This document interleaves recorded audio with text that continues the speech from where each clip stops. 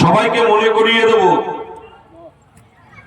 বর্তমান পশ্চিমবঙ্গ কিন্তু আর একটা বাংলাদেশের দিকে এগোচ্ছে। যদি বলেন কেন, কিরকম, কোন ধারাতে, বাংলাদেশে দীপু দাসের জ্বালিয়ে পুড়িয়ে মারা, বর্তমান মুর্শিদাবাদে শামসেরগঞ্জ ধুলিয়ানে হিন্দু যুবক এবং তার পিতাকে খুন করা।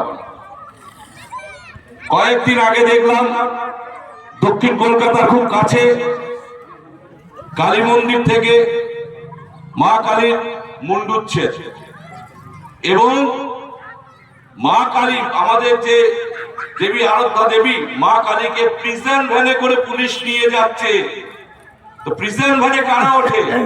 প্রিজন ভ্যানে ওঠে খুনি, ডাকাতি যারা করে, যারা লম্পট, যারা চরিত্রহীন, তারা প্রিজন ভ্যানে ওঠে। সেই প্রিজন ভ্যানে আমাদের আরাধ্য দেবীকে তুলে নিয়ে চলে গেল পুলিশ।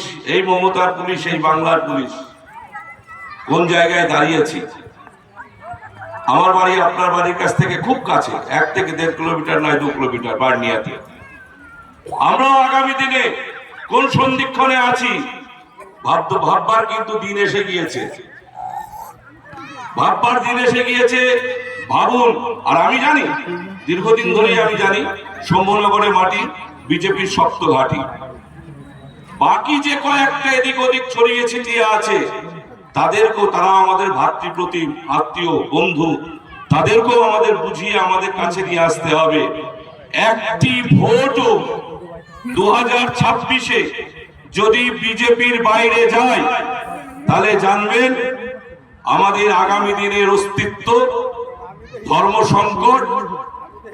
সংকটের মধ্যে পড়বে। কারণ আজকে